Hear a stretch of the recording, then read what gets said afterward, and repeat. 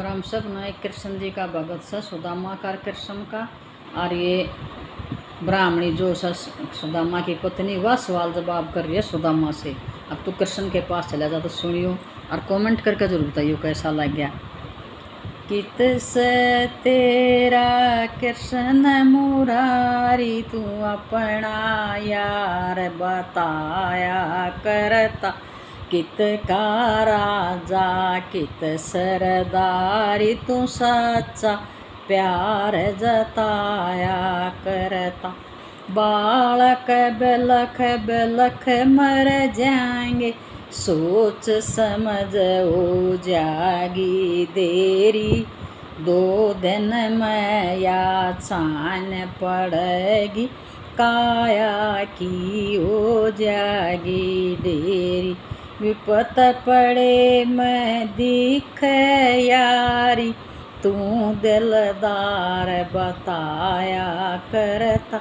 कित क्या या राजा कित सरदारी तू सच्चा प्यार जताया करता। इस साड़ी के पाटे पाछे लता अंग ढकण न कोन। आज सांझ की रोटी कित से टुकसी जगह लोकण न कोन्या।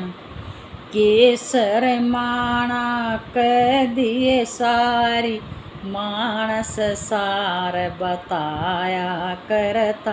कित का राजा कित सरदारी तू सच्चा प्यार जताया करता।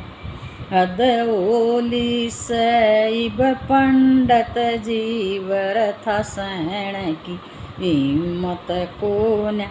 रोज रोज आटा मांगण में कुछ मानस की इज्जत कोन्या। उसकी माया लाख हजारी अपरम पार बताया करता।